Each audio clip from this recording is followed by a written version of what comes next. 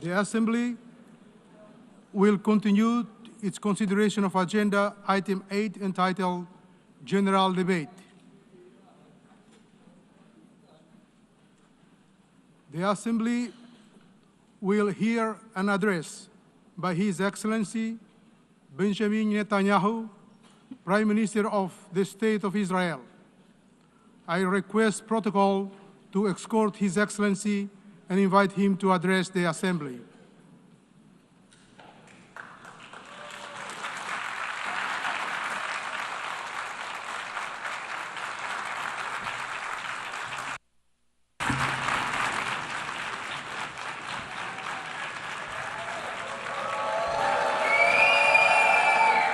Please, order in the hall.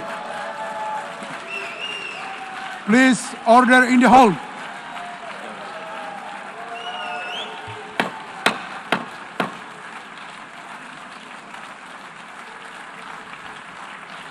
Please, order in the hall.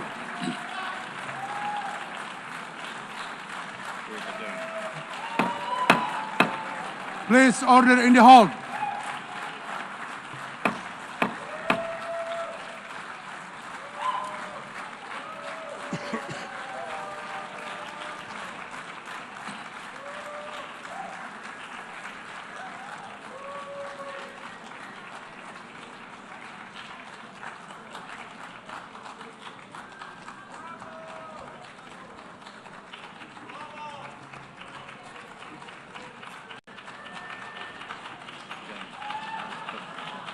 Please, order in the hall, and please be seated.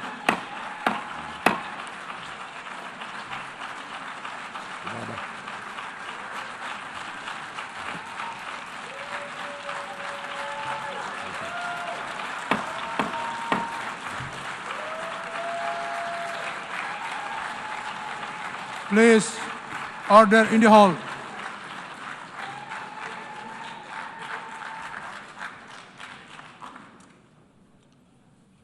Mr. President, the families of our dear hostages languishing in the dungeons of Gaza, ladies and gentlemen, last year I stood at this podium and I showed this map. It shows the curse of Iran's terror axis. This axis threatened the peace of the entire world. It threatened the stability of our region and the very existence of my country, Israel. Iran was rapidly developing a massive nuclear weapons program and a massive ballistic missile program.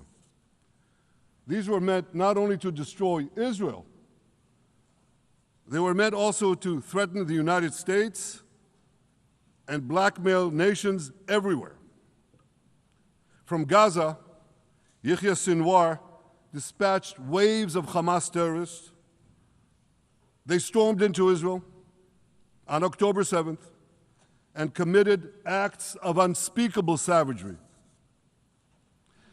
From Lebanon, Hassan Nasrallah had launched thousands of missiles and rockets at our cities, terrorizing our citizens. In Syria, the murderous dictator Assad hosted Iran's forces, tightening a noose of death around our throats. In Yemen, the Houthis launched ballistic missiles at Israel while choking global trade at the mouth of the Red Sea. So what's happened over the past year? We've hammered the Houthis, including yesterday. We crushed the bulk of Hamas's terror machine. We crippled Hezbollah, taking out most of its leaders and much of its weapons arsenal. You remember those beepers, the pagers? We paged Hezbollah, and believe me, they got the message. And thousands of terrorists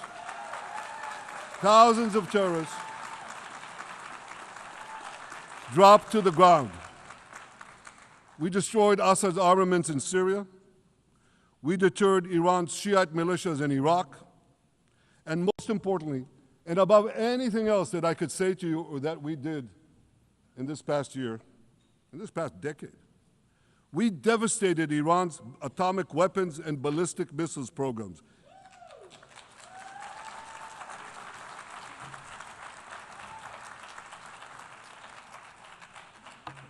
So here's where things stand today. Half the Houthi leadership in Yemen, gone. Yahya Sinwar in Gaza, gone. Hassan Nasrallah in Lebanon, gone. The Assad regime in Syria, gone. Those militias in Iraq, well, they're still deterred. And their leaders, if they attack Israel, will also be gone. And for Iran's top military commanders and its top atomic bomb scientists, well, they're gone too.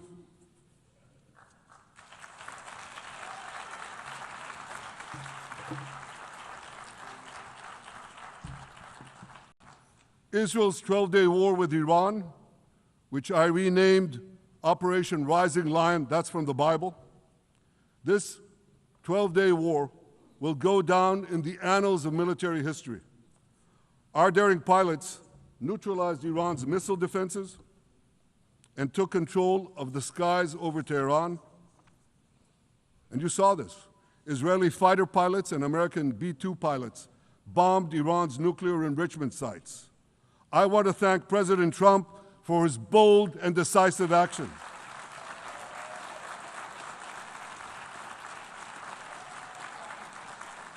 President Trump and I promised to prevent Iran from developing nuclear weapons, and we delivered on that promise.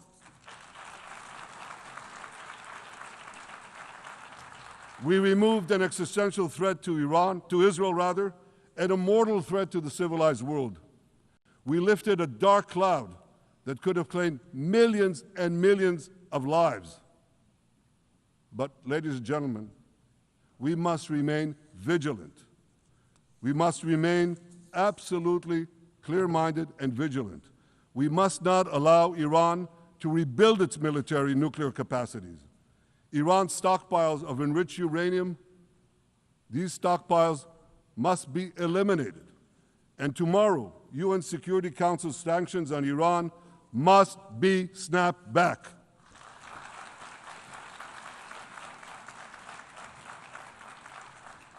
Thanks to the resolve of our people, the courage of our soldiers, and the bold decisions we took, Israel rebounded from its darkest day to deliver one of the most stunning military comebacks in history.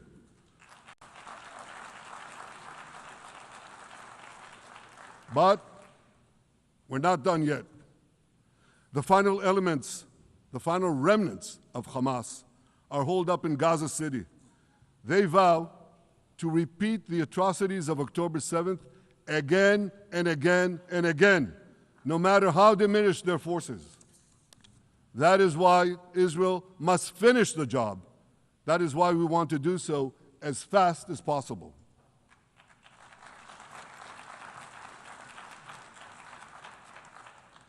Ladies and gentlemen, much of the world no longer remembers October 7th. But we remember. Israel remembers October 7th. On that day, well, I'll tell you, you can remember October 7th too. You see this large pin here? It's a QR code. What I ask you to do is hold up your phones, zoom in, and you too will see why we fight and why we must win. It's all in here. On October 7th, Hamas carried out the worst attack on Jews since the Holocaust. They slaughtered 1,200 innocent people, including over 40 Americans and foreign nationals from dozens of countries represented here. They beheaded men. They raped women. They burnt babies alive. They burnt babies alive in front of their parents. What monsters. And these monsters took more than 250 people hostage. And those included Holocaust survivors, grandmothers and their grandchildren. Who takes hostage grandmothers and grandchildren? Hamas does. So far, we've brought home 207 of these hostages, but 48 still remain in the dungeons of Gaza. 20 of them are alive, starved, tortured, deprived of any daylight, deprived of humanity. These are the names of the 20 living hostages. Matan Angrest, Gali and Zerv Berman, brothers, Elkanah Buchbot, Rom Braslavsky, Nimrod Cohen, Ariel and David Cunyo, another pair of brothers, Guy Gilboa Dalal, Evyatar David. You saw the picture of Evyatar David, emaciated, forced to dig his own grave. Maxim Herkin, Eitan Horn, Segev Kalfon, Bar Kupperstein, Omri Meran, Eitan Moore, Yosef Chaim Ochana, Alon Ohel, Avinatam Or, and Matan Tsengarker. Now, ladies and gentlemen, I want to do something I've never done before. I want to speak from this forum directly to those hostages through loudspeakers. I've surrounded Gaza with massive loudspeakers connected to this microphone in the hope that our dear hostages will hear my message. And I'll say it first in Hebrew and then in English. אחינו הגיבורים, מדבר ראש הממשלה בנימין נתניהו. אני פונה עליכם מעל בימת האו"ם. לא שכחנו אתכם, אפילו לא לשנייה. העם כולו איתכם, ואנחנו לא נשקוט ולא נרפה עד שנחזיר את כולכם הביתה. החיים והחללים כאחד.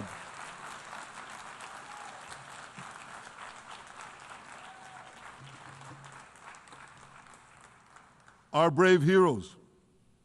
This is Prime Minister Netanyahu speaking to you live from the United Nations. We have not forgotten you, not even for a second. The people of Israel are with you. We will not falter and we will not rest until we bring all of you home.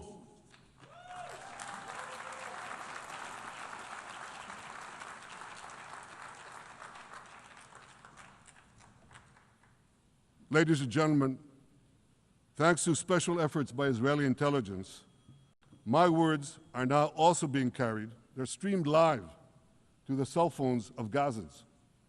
So to the remaining Hamas leaders and to the jailers of our hostages, I now say, lay down your arms. Let my people go. Free the hostages, all of them, the whole 48. Free the hostages now.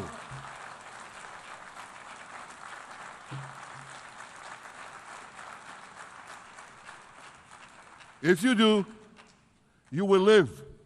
If you don't, Israel will hunt you down. Ladies and gentlemen, if Hamas agrees to our demands, the war could end right now.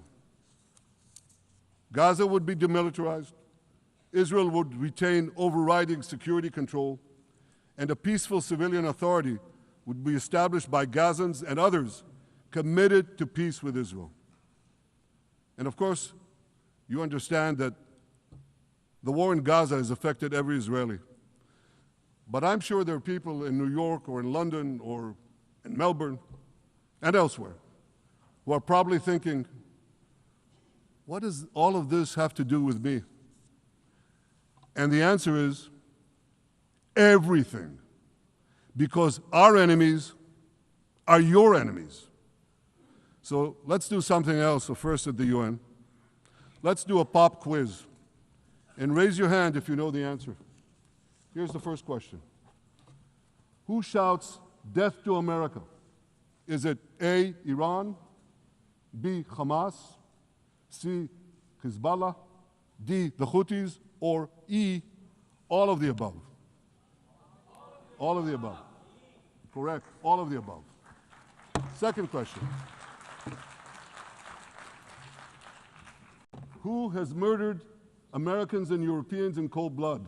Is it A, Al-Qaeda, B, Hamas, C, Hezbollah, D, Iran, or E, all of the above? All of the above. Correct. Again. So here's the point I wanted to make. Our enemies hate all of us with equal venom. They want to drag the modern world back to the past, to a dark age of violence, fanaticism, and terror. I think many of you are already feeling in your own societies the radical Islamist surge. You know, I'm sure you do, you know deep down that Israel is fighting your fight. So I want to tell you a secret. Behind closed doors, many of the leaders who publicly condemn us privately thank us. They tell me how much they value Israel's superb intelligence services that have prevented time and again terrorist attacks in their capitals, time and again saving countless lives. General George Keegan, former head of U.S. Air Force intelligence, once said, "If the United States had to gather on its own the intelligence that Israel gives us, we would have to establish 5 CIAs. 5 CIAs. This past June, when Israel struck Iran's nuclear facilities, German Chancellor Merz admitted the truth. He said, "Israel is doing the dirty work for all of us." President Trump understands better than any other leader that Israel and America face a common threat. He showed the world that when Iran and its proxies murder Americans, take Americans hostage, shout death to America, burn American flags, and try to assassinate the President of the United States, not once, but twice. He showed them there is a price to pay for all that.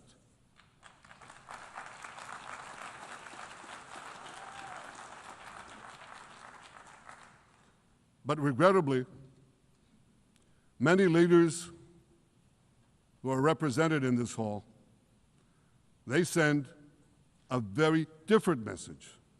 Sure, in the days immediately following October 7th, many of them supported Israel. But that support quickly evaporated when Israel did what any self-respecting nation would do in the wake of such a savage attack. We fought back. Now just imagine, just sit back for a second and imagine an attack against America proportioned to the attack against Israel on October 7th. Imagine a regime, a terror regime, dispatching thousands of terrorists to invade the United States. They massacre 40,000 Americans. They take 10,000 Americans hostage. What do you think America would do? You think America would leave that regime standing? You don't think that. No way, not a chance. The United States would wipe out that terror regime and ensure that such savagery would never threaten America again. This is precisely what Israel is doing in Gaza. We're wiping out the terror regime of Hamas and ensuring that this savagery will never threaten Israel again. That's what we are doing. That's what any self-respecting government would do.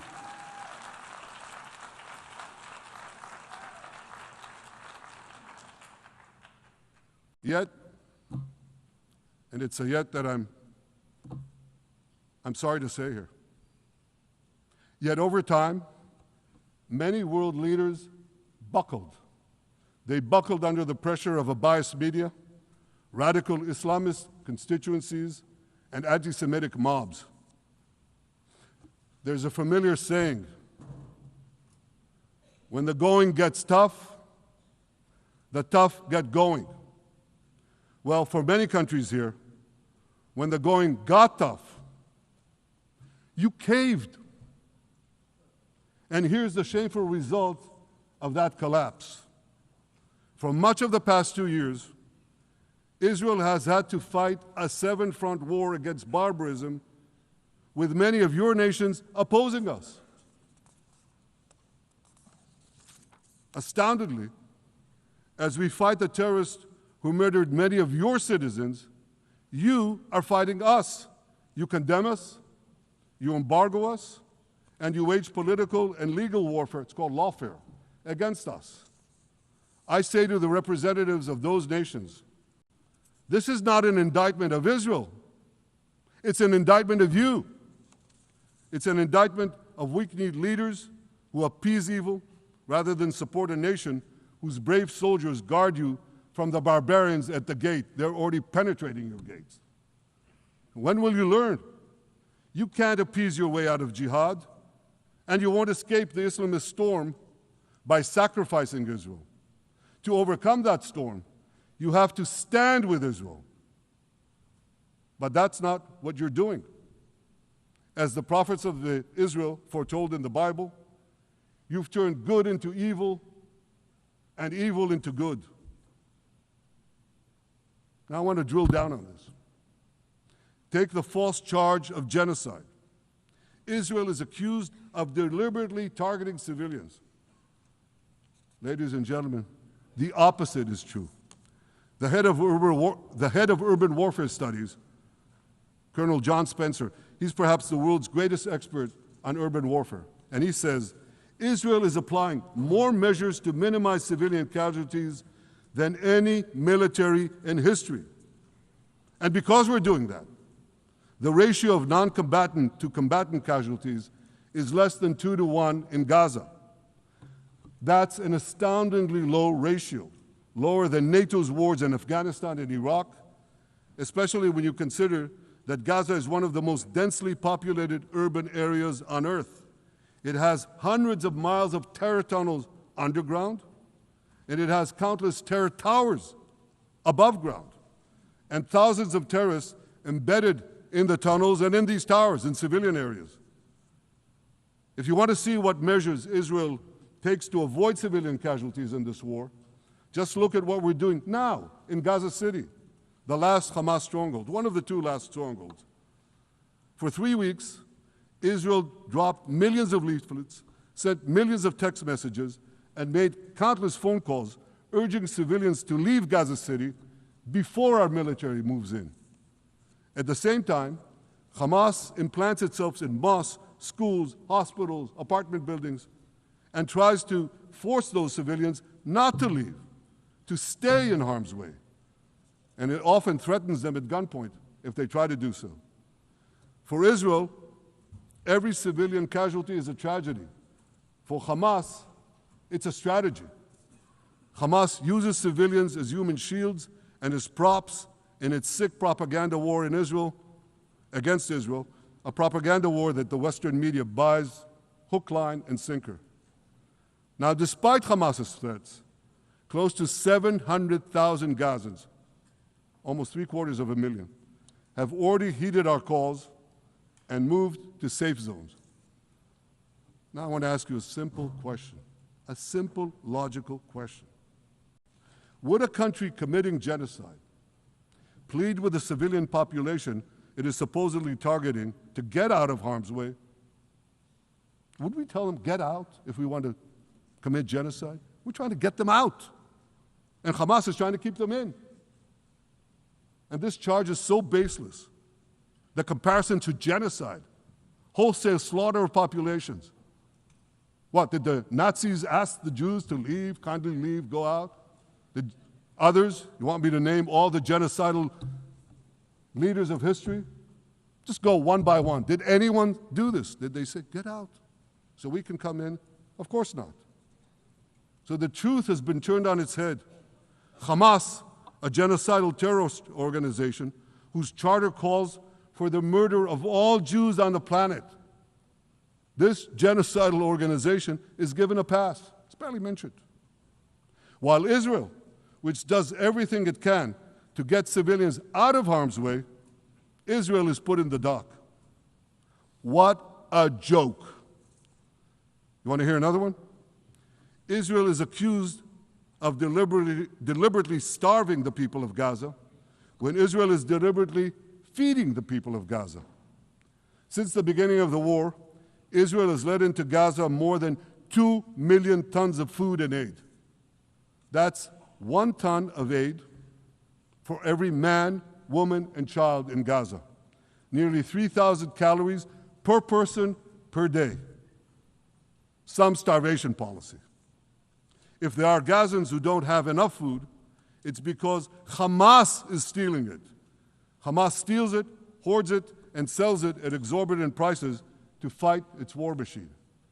Last month, even the UN, not exactly a supporter of Israel. You're supposed to laugh, by the way. Last month, even the UN admitted that Hamas and other armed groups looted 85% of the trucks. That's why you have deprivation. Those who peddled the blood libels of genocide and starvation against Israel are no better than those who peddled blood libels against the Jews in the Middle Ages when they falsely accused us of poisoning wells, spreading plague, and using the blood of children to bake Passover matzahs.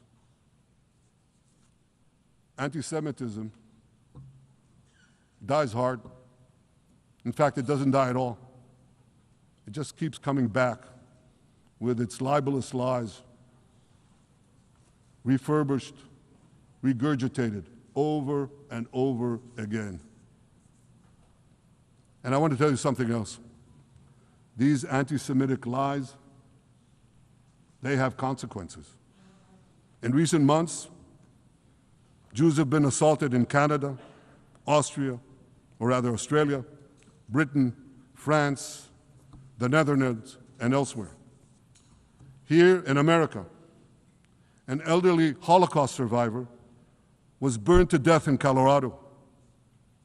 And a beautiful young couple from the Israeli embassy in Washington was brutally gunned down right in front of the Holocaust Museum there.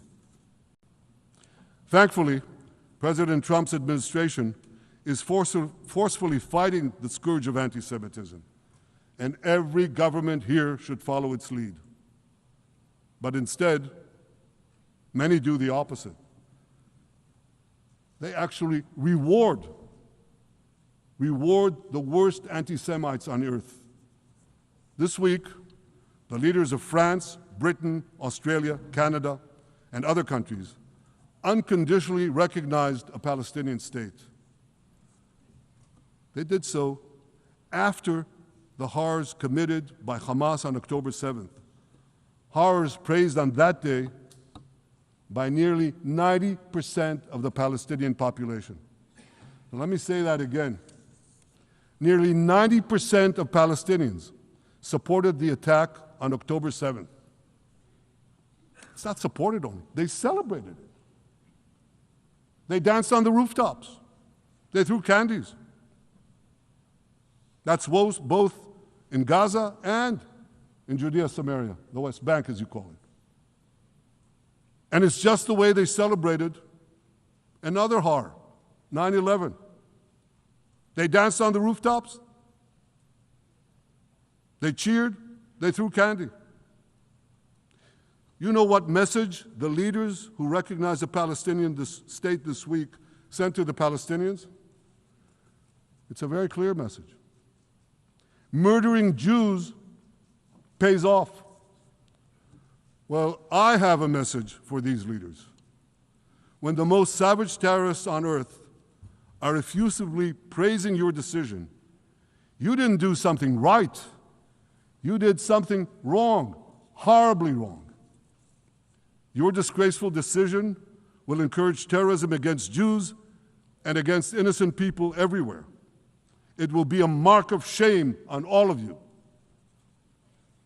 But wait a minute, Mr. Prime Minister, they tell me. Wait a minute.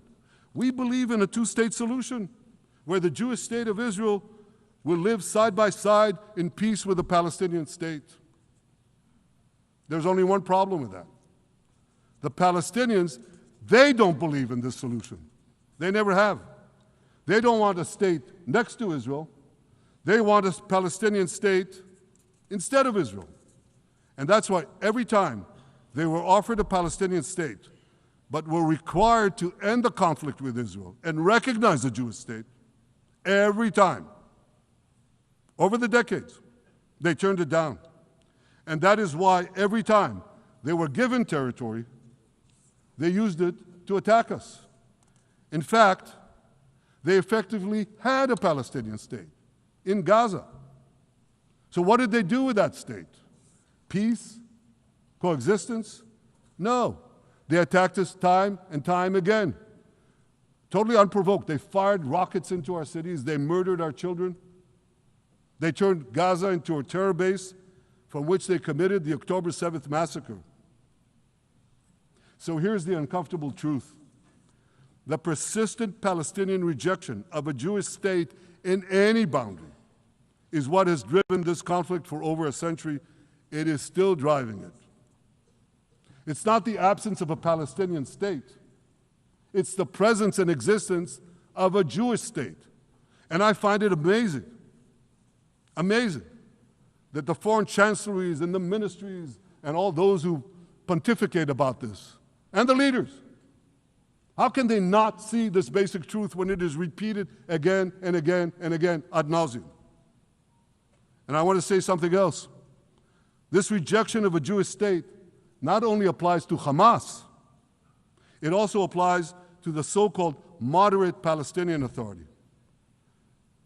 You should know that the Palestinian authorities pays terrorists to slay Jews. The more Jews the terrorists slay, the more the Palestinian Authority pays. The Palestinian Authority names its government buildings, its public squares, its schools, after the mass murderers of Jews, which they glorify as martyrs. They pay and glorify not just the killer of Jews, but also killers of Christians. Christians like Taylor Force, an American veteran who was brutally murdered in Israel by Palestinian terrorists. But, that I hear from the Western leaders. They tell me, the PA promised us it will reform. And I know this time, Prime Minister, it will be different. Yeah, right. We've heard these promises for decades. They always promise. They never deliver.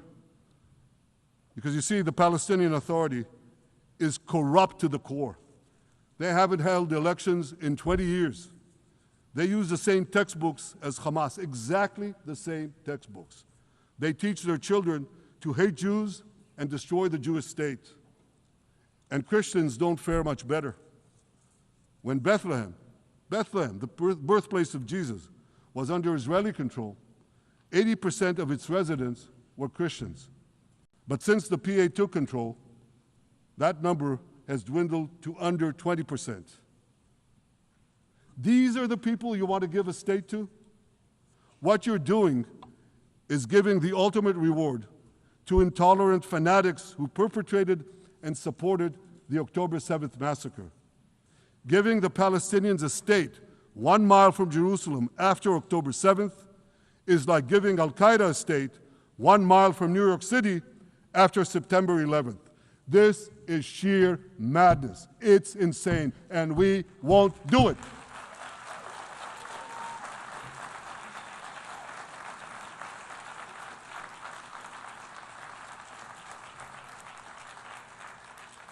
So here's another message to those Western leaders. Israel will not allow you to shove a terror state down our throats. We will not commit national suicide because you don't have the guts to face down a hostile media and anti-Semitic mobs demanding Israel's blood. And I want you to grasp something else, which is also distorted in the media. I say this not only in my name or the name of my government, but on behalf of all the people of Israel. Last year, there was a vote in the Knesset, our parliament, whether or not to oppose the imposition of a Palestinian state. You want to guess what the results were? Out of 120 members of our parliament, 99 voted against and only 9 supported. That's over 90%. It's not a fringe group.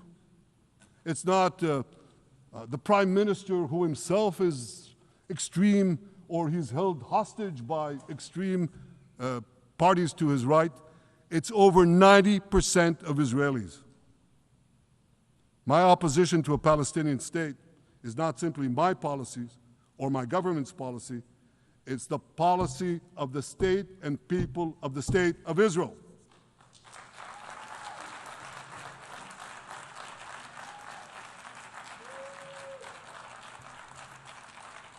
Western leaders may have buckled under the pressure. And I guarantee you one thing, Israel won't. Israel's victories over the Iranian... Thank you, I know you won't too, that's good. Israel's victories over the Iranian terror axis have opened up possibilities for peace that were unthinkable 2 years ago. Take Syria. For decades, the very idea of peace between Israel and Syria seemed unimaginable. Well, no more. Today, we have begun serious negotiations with the new Syrian government. I believe an agreement can be reached that respects Syria's sovereignty and protects both Israeli security and the security of the minorities in the region, including the Druze minority. From the founding of Israel, Jews and Druze have been brothers in arms. We have fought together, we've bled together, we built our lives together. When I was a young commander in Israel's Special Forces, my own life was saved by the invaluable advice given to me by a great friend, Salim Shufi, a heroic Druze IDF veteran. And that's why I couldn't sit idly by, nor could Israel sit idly by, while the Druze were being slaughtered by jihadists. And I instructed our forces to stop the massacre, which they promptly did. Peace between Israel and Lebanon is possible as well. I call on the Lebanese government to also begin direct negotiations with Israel. I commend it for its declared aim to disarm Hezbollah. But we need more than words. If Lebanon takes genuine and sustained action to disarm Hezbollah, I'm sure we can achieve a sustainable peace. Of course, until that happens, we will take whatever action we need to defend ourselves and to maintain the conditions of the ceasefire which was established in Lebanon. Our goal is not merely to monitor Hezbollah's actions, but to prevent them from violating the ceasefire and attacking us at any time. But I'm sure that if the Lebanese government persists in its goal of disarming Hezbollah, peace will come very speedily and very readily. Victory over Hezbollah has made peace possible with our two Arab neighbors in the north. Victory over Hamas will make peace possible with nations throughout the Arab and Muslim world. Our victory would lead to a dramatic extension and expansion of the historic Abraham Accords, which President Trump brokered between Arab leaders and myself 5 years ago. And I took note, as I'm sure you did too, of the encouraging words spoken here by the President of Indonesia. This is the country with the largest Muslim population of all nations.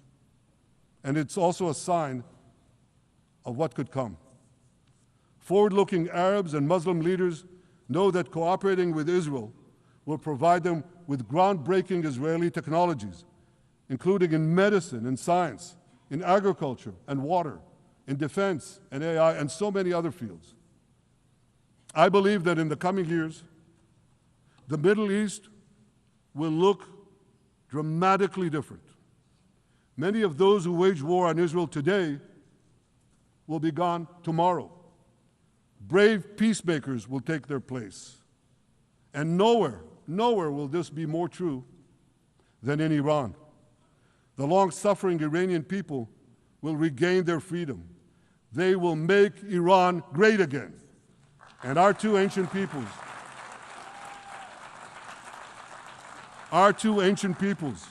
the people of Israel and the people of Iran, will restore a friendship that will benefit the entire world. Ladies and gentlemen,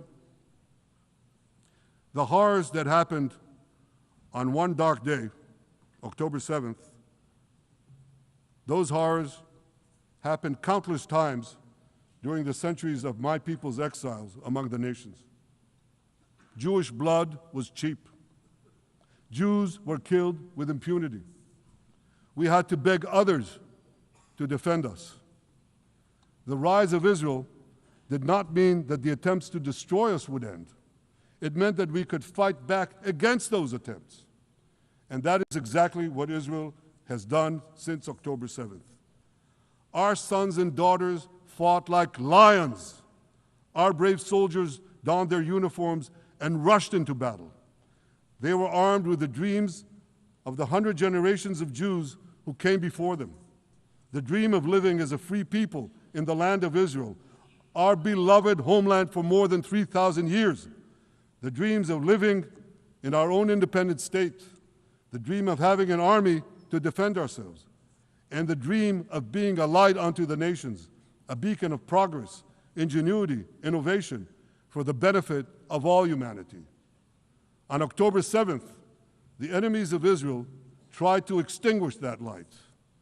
2 years later, the resolve of Israel and the strength of Israel burned brighter than ever. With God's help, that strength and that resolve would lead us to a speedy victory and to a brilliant future of prosperity and peace. Thank you very much.